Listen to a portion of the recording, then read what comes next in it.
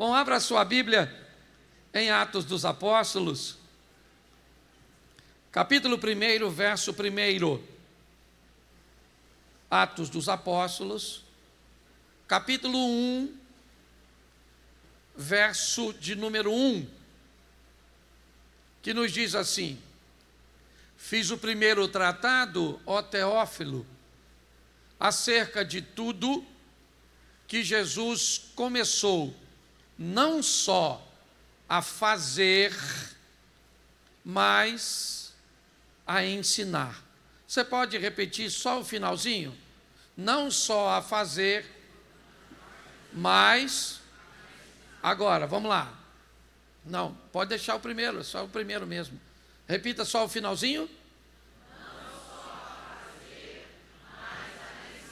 Feche os seus olhos. Senhor nosso Deus e Pai, em nome de Jesus, eis aqui a Tua palavra, continue falando conosco.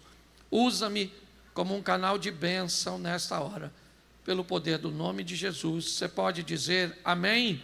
Isso. Eu quero pegar essas duas colocações do escritor de Atos. Ele está mandando uma mensagem, dizendo que ele vai falar acerca de duas coisas.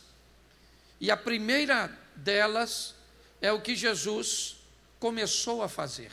E depois, o que ele começou a ensinar. Ou seja, os feitos de Jesus, os milagres, as suas realizações, mas também a preocupação com o ensino, com o conteúdo que ele desejava oferecer às pessoas. Talvez essa seja uma exposição que reflete muito bem duas posições muito importantes para que um culto aconteça. Nós temos a primeira, o ambiente das realizações, os feitos, aquilo que aquele que está vivo continua fazendo, Jesus. O realizar do Senhor continua agindo. Então é importante que uma igreja, que um ambiente promova os feitos que ele continua fazendo. Ele continua curando, como curou a mulher do fluxo de sangue. Ele continua libertando, como libertou o gadareno. Ele continua salvando, literalmente, como salvou a mulher adúltera de ser apedrejada por aqueles homens. Ele multiplicava a comida com os pães e peixes. Ele ressuscitava mortos, como ressuscitou Lázaro e o filho da viúva de Naim. Nós, como igreja, acreditamos que ele continua com poder para fazer tudo isso. Então é muito importante que uma igreja invista tempo, certo? Com campanhas, ainda que muitas pessoas discordem, com momentos de oração, de unção, de intercessão, porque nós acreditamos que ele continua fazendo, certo? Agora através de nós, de cada um de nós. Então oferecer este momento para nós, por exemplo, o nosso culto de quarta-feira é um culto mais focado no que ele faz do que propriamente na segunda parte, que eu já vou mostrar a você. Por quê? Porque nós acreditamos que ele pode curar os enfermos, ele pode libertar os oprimidos, ele pode livrar você, se te salvar da pessoa mais perigosa que pode destruir, você mesmo. Ele salva a mulher dela mesma, certo? Daquela vida de adultério que ela conduzia. Ele pode pegar o pouco, quer de alimento, quer de recursos, e fazer muito. Ele pode realizar, mas isso é o que ele fazia. Ele curava, libertava, salvava, ele multiplicava, certo? E ele ressuscitava. Mas eu quero mostrar um pouquinho dessa segunda parte que Lucas vai se referir. Mas não apenas vou falar do que ele fazia, mas também do que ele ensinava. Hoje nós temos muitas pessoas que sabem muito pouco a respeito de seus direitos, seus deveres, que têm muita informação e pouco conhecimento. Mas quanto mais nós conhecermos, estarmos atentos aos ensinos de Jesus, nós poderemos viver da melhor maneira aqui nessa terra e mais do que isso, morarmos no céu. Uma das formas, você viu o Eduardo ministrando aqui na oferta, de nós mostrarmos a nossa comunhão com Deus, está na nossa obediência. A partir do capítulo 5 de Mateus, nós vamos ter um dos momentos que Jesus retira para ensinar as pessoas, seus discípulos e boa parte de seus ouvintes. Se você já foi a Israel, provavelmente você já foi levado ao lugar deste ensino, certo? Ao monte onde ele fez o sermão da montanha. Eu separei algumas coisas, e eu não vou ter como falar de todas elas, vou falar de forma muito superficial, e vou mostrar aqui a vocês a preocupação de Jesus com o ensino sobre certas temáticas. E é muito importante que estejamos preparados com este ensino. Porque senão, o que ouvimos, certo? Acaba se tornando verdade. Ok? Vou te dar um exemplo, claro, antes de entrar no texto. Vamos lá. Vamos voltar à quinta série. E vamos lembrar que o planeta Terra tem 71% de oceanos e mar e 29% de terra. Vamos lembrar que 8% desses 29% são desertos. Vamos lembrar que quase 1,5% é gelo. Vamos lembrar que quase 9% são florestas, que aproximadamente 8% são terras agrícolas, certo? E para a criação de gado. Quando olhamos para tudo isso, descobrimos que as cidades representam apenas 0,8% do planeta.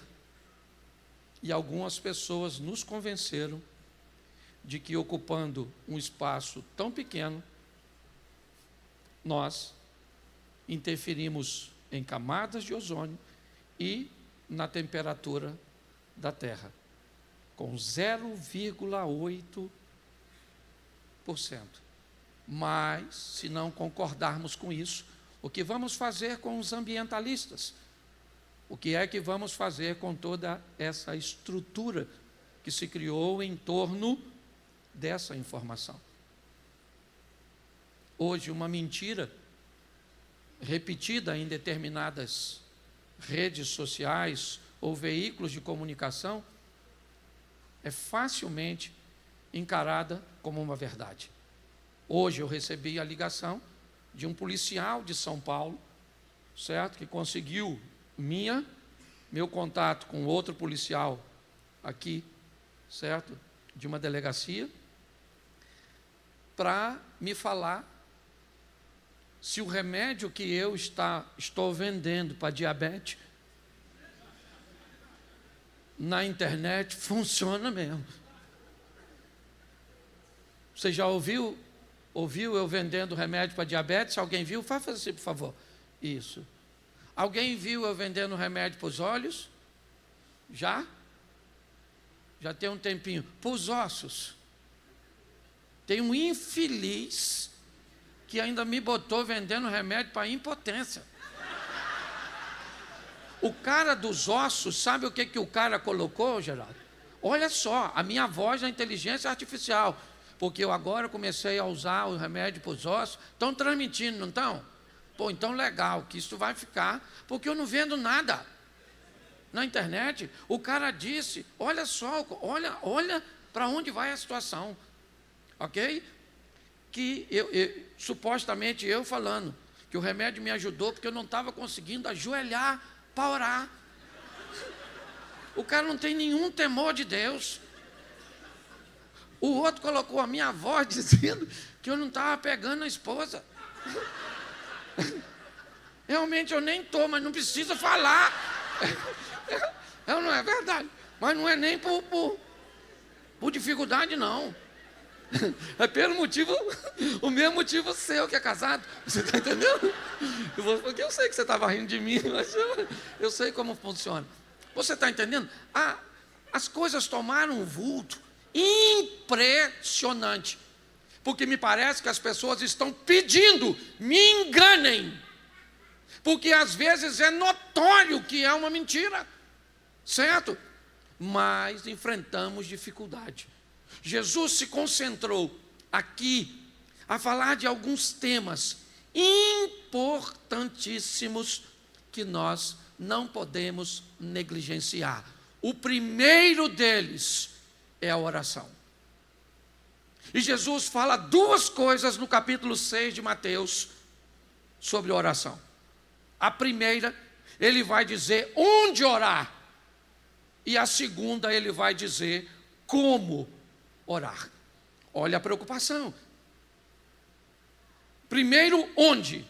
Capítulo 6, verso 6. Coloca, por favor. Isso. Mas tu, quando orares, entra no teu aposento, fecha a tua porta, ora ao teu pai que está em secreto, e teu pai, que vê em secreto, te recompensará publicamente. Presta atenção no que Jesus está falando aqui, ensinando na verdade. Quando você for orar, busque ir para um ambiente onde nada consiga roubar a sua atenção. Olha o que ele diz: entra num quarto, fecha a porta. Olhe bem, o que ele está dizendo é: elimine toda a distração, tudo aquilo que possa tentar roubar a atenção que naquele momento deve estar totalmente direcionada para Deus. Entendeu? Às vezes nós pensamos que dá para orar em qualquer lugar. Não. Segundo Jesus, é importante. Porque o que nós vamos fazer é um ato poderosíssimo. E inevitavelmente o mal vai tentar, desde causar barulhos externos até barulhos internos. Quem é que nunca já foi fazer uma oração e começou: Senhor meu Deus, e a cabeça: amanhã eu tenho que acordar cedo. Pai poderoso, entra com providência. Eu nem jantei. Já aconteceu isso com você? Então Jesus ensina onde orar. Ok? Onde? Num ambiente, eu não sei, talvez você vai ter que no trabalho, tirar um momento na hora do almoço, eu não sei. Mas Jesus diz algo e nos ensina algo muito poderoso. Vá para um ambiente onde a possibilidade de roubar a sua atenção, de te distrair, seja praticamente erradicado. Evite os barulhos, evite as vozes. Então é o que ele diz: tu, quando orares, entra no teu aposento, fecha a tua porta e ora ao teu pai que está em secreto. Ah, pastor, eu não consigo orar. Ah, eu não tenho ânimo para orar. Ah, eu não sei como orar. Bom, quer aprender? Vai para um lugar quietinho. O que é? Vai orar antes de sair de casa, porque lá é o teu local mais secreto. Então você vai acordar mais cedo, ok? As crianças estão dormindo, ou depois que as crianças dormiram, eu não sei. Mas segundo Jesus, não dá para fazer algo tão poderoso como a oração em qualquer ambiente. Posso ouvir um amém? Amém. Segundo, como orar? Então eu já sei onde, tá certo? Agora como eu vou orar? Coloca o verso 9, por favor. Isso. Portanto, vós orareis assim: Pai nosso que estás no céu. Deixa eu começar só por aqui, eu não vou me deter em todos os pontos, mas é muito importante a primeira frase dita por Jesus ao ensinar a oração. Qual é? O Pai é nosso de quem? Nosso de todos. O Pai é pai de quem você gosta e de quem você não gosta. O Pai é pai de gente que você acha que merece e de gente que você acha que não merece. O Pai é pai de gente que você acha que presta e gente que acha que não presta.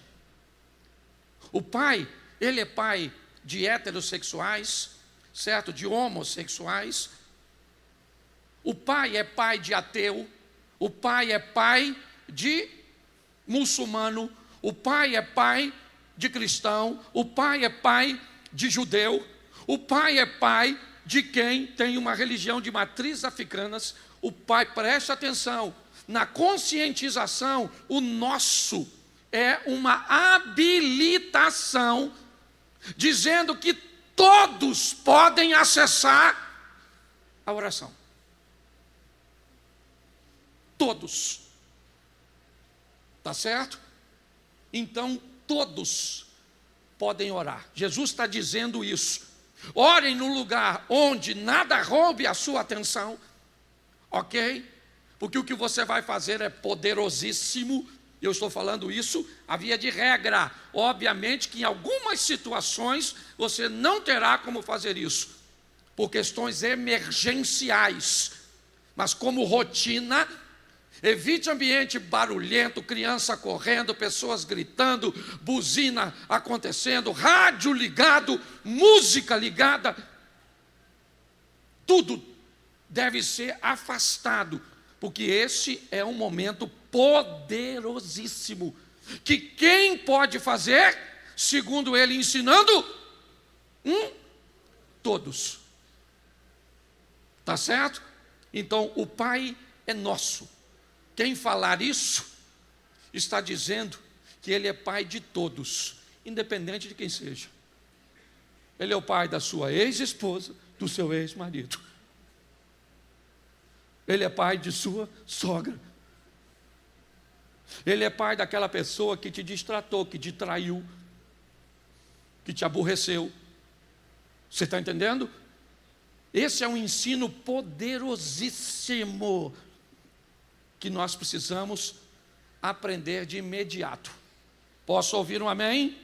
Segunda coisa que Jesus vai ensinar, ainda, certo? E voltando um pouquinho, mas no capítulo 5, que é onde começa o Sermão do Monte, capítulo 5, verso 44, ele vai nos ensinar a amar.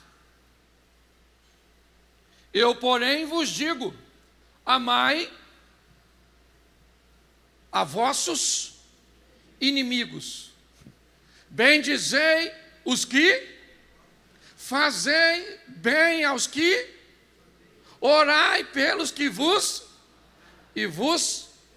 para que sejais filho do vosso Pai que está nos, isso aí, certo? Então nos ensinar a amar. Amar quem?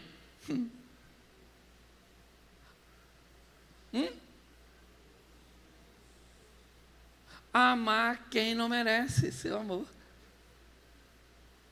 Isso é que é difícil. Porque amar quem te ama é mole, sim ou não? Claro. Mas amar quem te aborrece, quem fala mal, esse é um texto muito esquisito. Amar o seu inimigo. Amar as pessoas que falam mal de você. Ele está ensinando isso.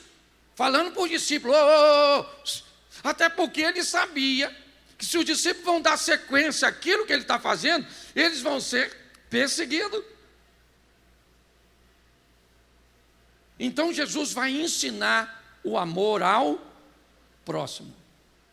E quem é o próximo? Aquele que está na sua frente, aquele que apareceu, aquele que está perto de você, naquele momento. E normalmente, quem vem para te ensinar a amar, não são pessoas fáceis, não. É gente esquisita mesmo.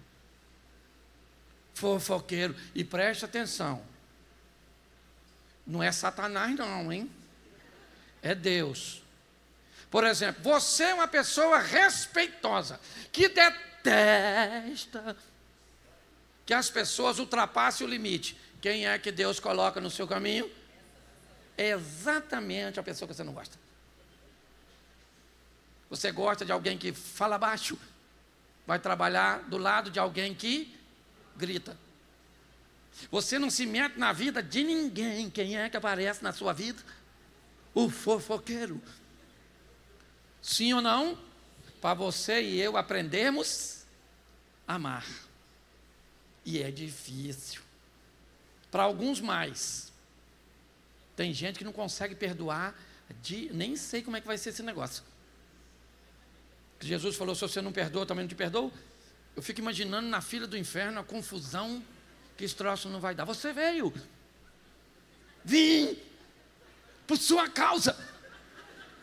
Tá? Porque você me feriu e eu não consegui te perdoar. E por causa de você eu vim. Aí imagina Satanás chegando. Calma, gente, calma. Isso aqui nem é confusão de lá de fora, não. Entra aí para discutir lá dentro. Certo? Que está quentinho. Cuidado que você pode estar rindo de você. Eu costumo dizer que tem gente na igreja que se o pastor pudesse, ele oraria assim, Senhor, receba com a mesma alegria que eu estou enviando. Porque às vezes é difícil conviver com algumas pessoas, sim ou não? E Jesus veio dizer o que é amor de verdade. Quem ama de verdade, ama o quê? Esse dia perguntaram assim, pastor, o senhor tem 30 e poucos anos. O que o senhor mais ama na sua esposa? Eu falei, olha, não sei não.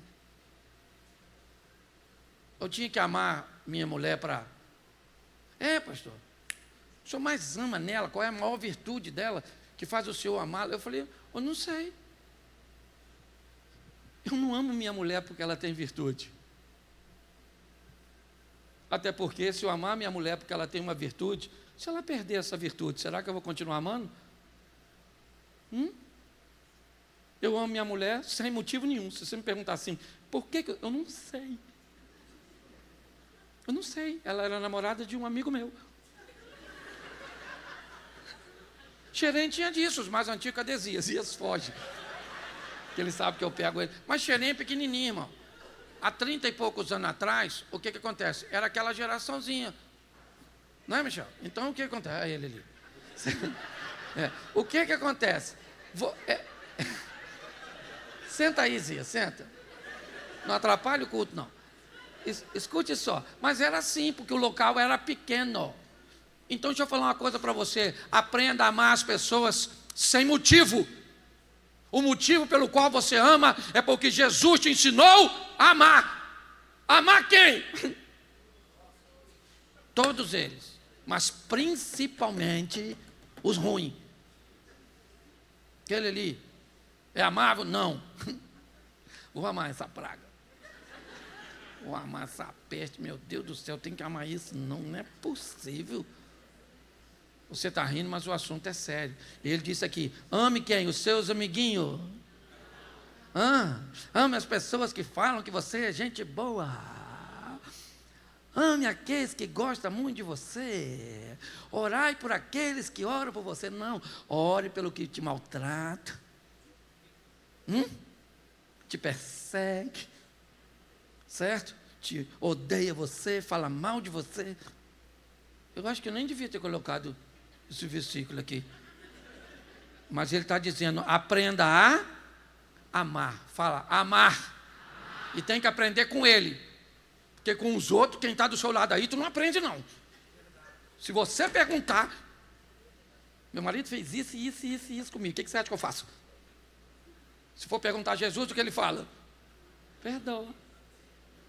Se você perguntar às vezes quem está do seu lado, se fosse eu, já tinha matado esse infeliz, já tinha esfregado a cara dele no vidro quebrado.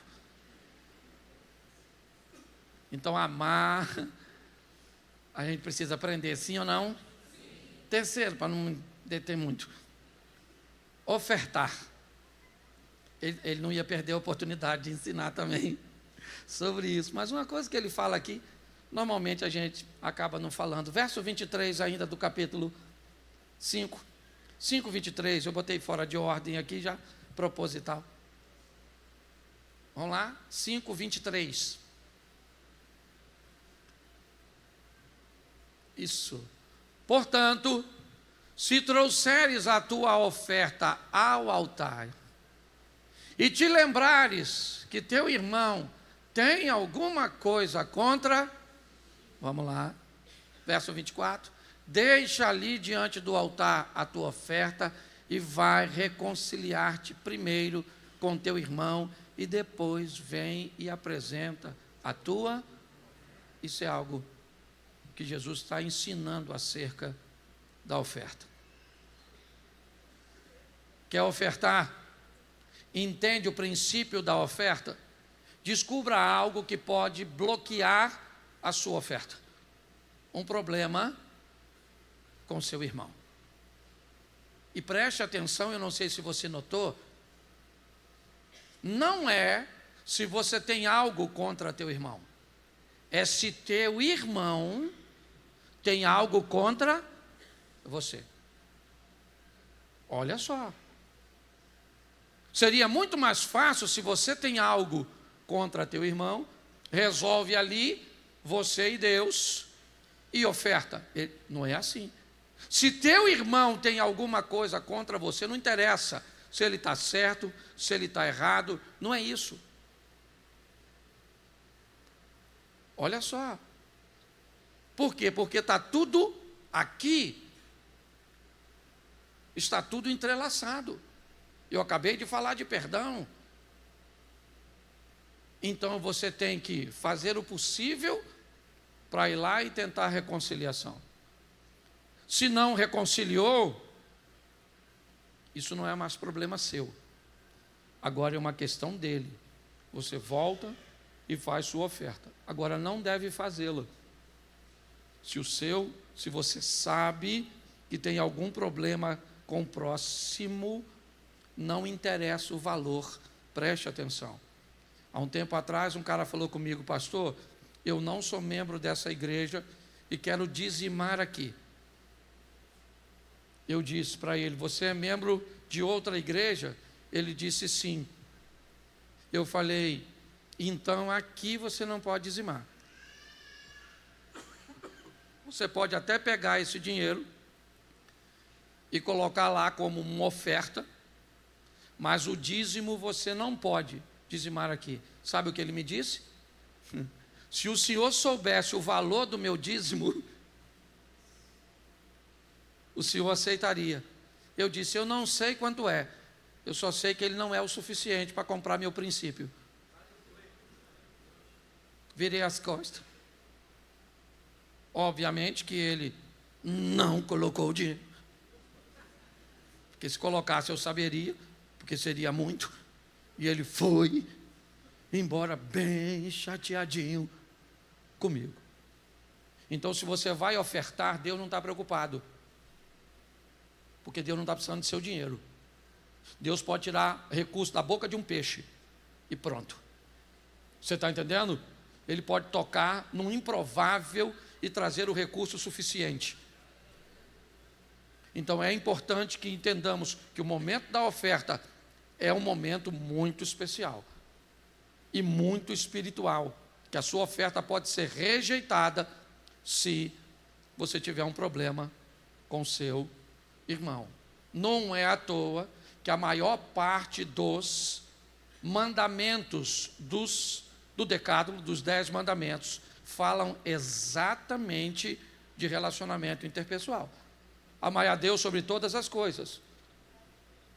Relacionamento vertical. Mas amai o próximo como a ti. Isso. Não matarás.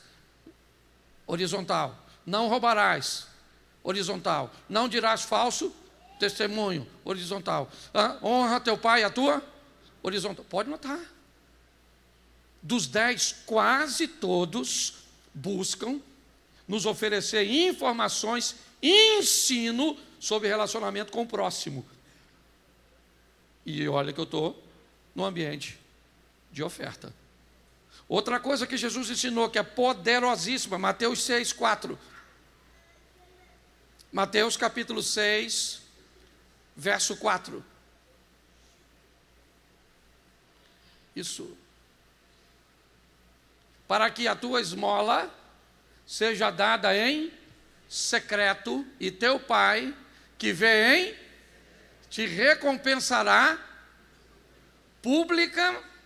Isso. A tua esmola, que é feita em secreto. Certo? Lembra quando Jesus vai ensinar? Vou ler para vocês Mateus 6,6. Tu, quando orares, fecha a porta e ora ao teu Pai que está em, e teu Pai que está em, te recompensará publicamente. Preste atenção aqui. Aqui, se você ler o contexto, você vai ver que 3 coisas estão inseridas. Primeiro, a oferta. Ou melhor, a oração, perdão, que eu repeti para vocês agora lendo. Mas mais 2, certo? Ajudar aquele que nunca vai poder, pelo menos em tese, te recompensar. Aqui ele não está dizendo, não diga que você ajudou alguém. Não, não é isso. Está falando de esmola. Quando você der esmola para alguém, fizer algo para alguém que não puder te recompensar, não faça barulho. Se vai jejuar, não vá na casa de ninguém na hora do café e do almoço. Esse é um texto que Jesus fala sobre ser discreto. Entendeu? É um ensino de ser discreto. Seja discreto naquilo que você está fazendo. Seja discreto a ajudar alguém, certo? Que nunca vai poder retribuir. Seja discreto ao jejuar. Seja discreto ao orar. Seja discreto. Um dos valores fundamentais de José, pai de Jesus, discrição.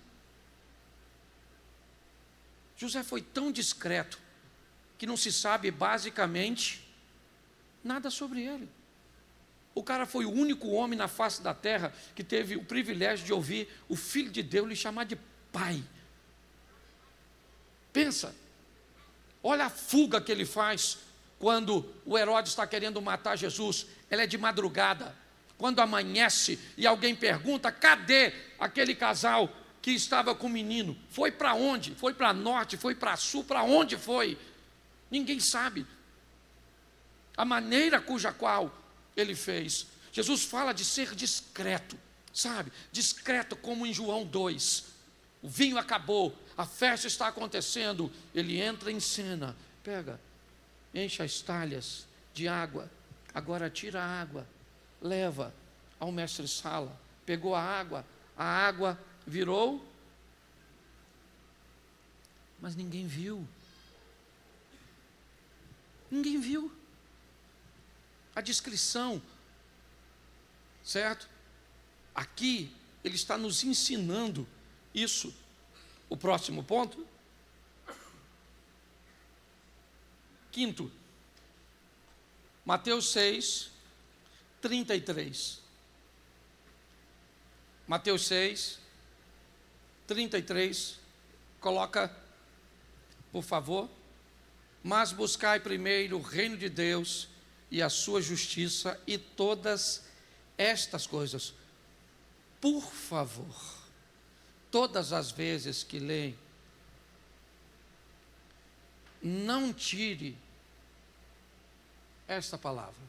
Porque tem gente que lê assim: buscai primeiro o reino de Deus e a sua justiça, e todas coisas vos serão acrescentadas, ou todas as coisas vos serão acrescentadas.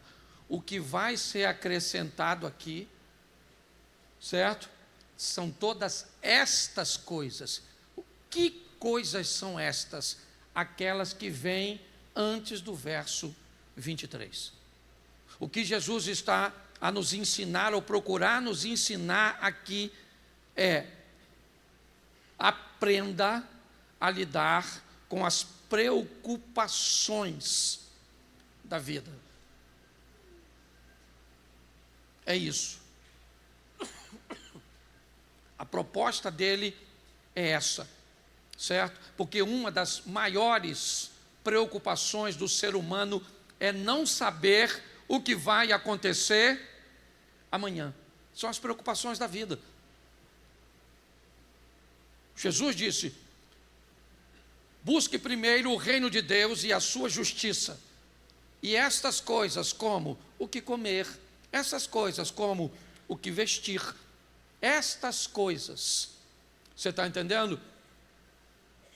São estas, se você olhar a lista que ele fala antes, é sobre isso que ele está ensinando. Busque primeiro o reino de Deus, sua justiça, e todas estas coisas que você deve ler depois vos serão acrescentadas. Então aqui ele já me ensina a orar, e duas coisas ele me ensina: onde eu devo orar, onde, não há nenhuma, ou não há nada tentando remover a minha atenção. Como eu devo orar? E aí eu só coloquei, entendendo que a oração é para todos, certo? Todos têm o direito. Segundo, ok? Eu preciso aprender a amar. E amar quem? Amar quem não merece. Amar aquele que me trata como inimigo. Eu preciso aprender a ofertar, entendendo que, independente do valor que eu coloco e do entendimento que eu tenho, meu relacionamento para com o próximo está bem ligadinho com a minha oferta. Ele também nos ensinou agora a descrição, ok? E, por último, a aprendermos a lidar com as preocupações da vida. Mas agora o capítulo 7, o verso 1, olha o que ele fala: não julgueis. Para quê? Para que não sejais. Agora ele fala sobre julgamento. Aprenda, não julgue ninguém. Ninguém é melhor que você, ninguém é pior que você.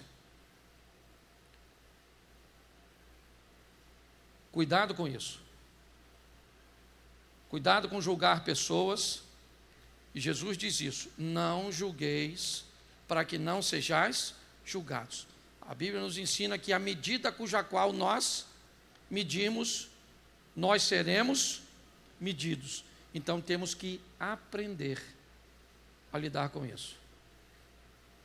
Certa ocasião, um homem foi fotografado. Ele estava montado num cavalo bonito, e na ponta da corda de seu laço tinha um garoto de 4 anos, e ele puxava o garoto de 4 anos por aquela corda. O menino estava todo esfolado quando alguém tirou a foto.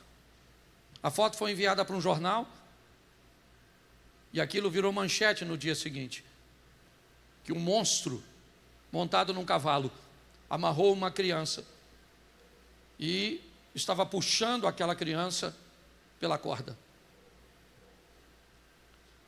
Diversas, centenas, milhares de mensagens chegaram sobre o monstro do cavalo que puxava o menino.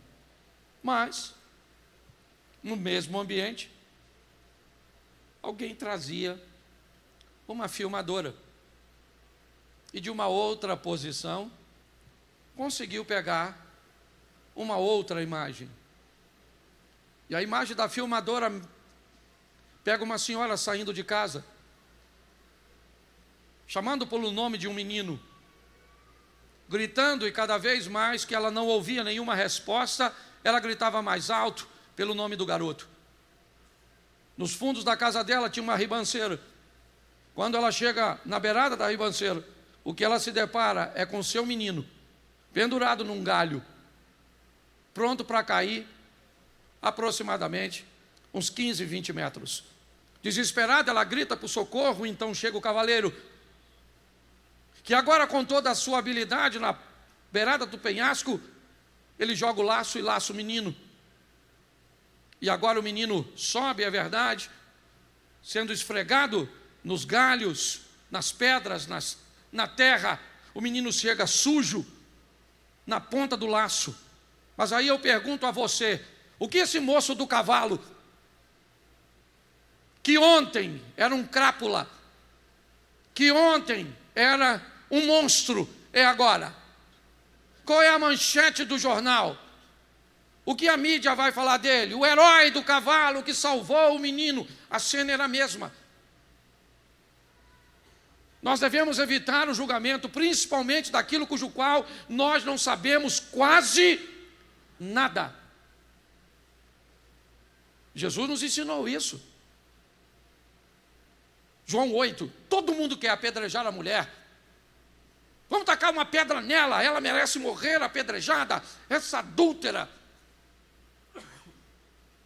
Esse era o julgamento.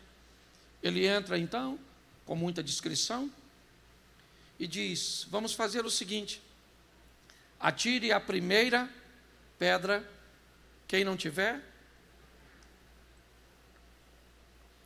pecado.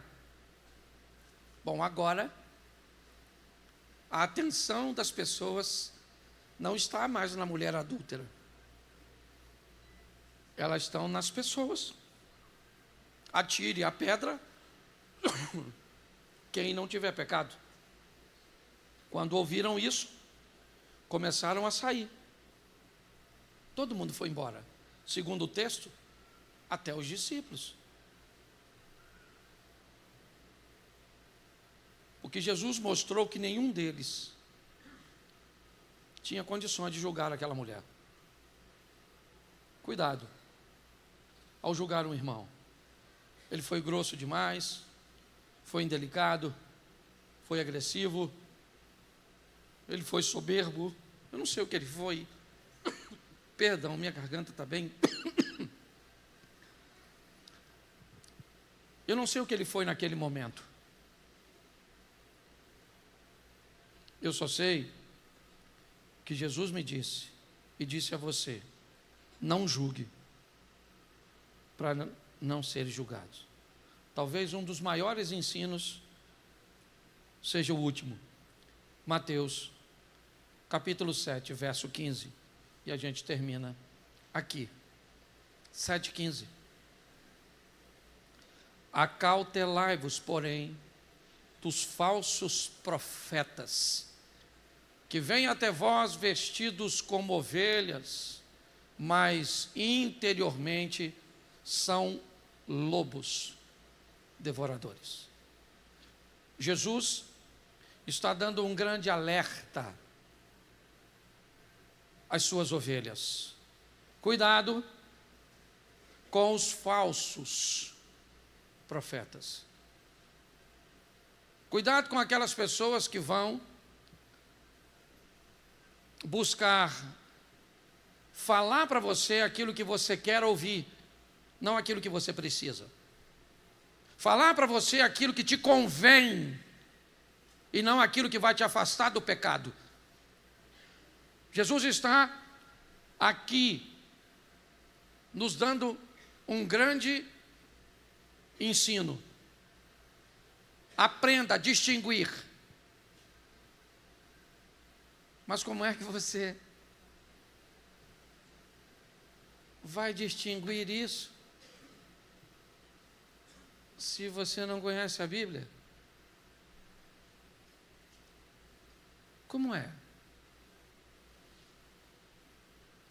Eu dou esse exemplo, sei lá, já dei aqui centenas de vezes.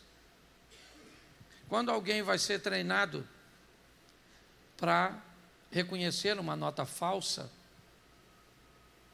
o que ele recebe em grande quantidade e vai manter contato é sempre com a nota verdadeira. Porque é o contato excessivo com a verdade que ensina ele a reconhecer a falsa. Eu não sei se você já viu um bancário contando nota. Já viu?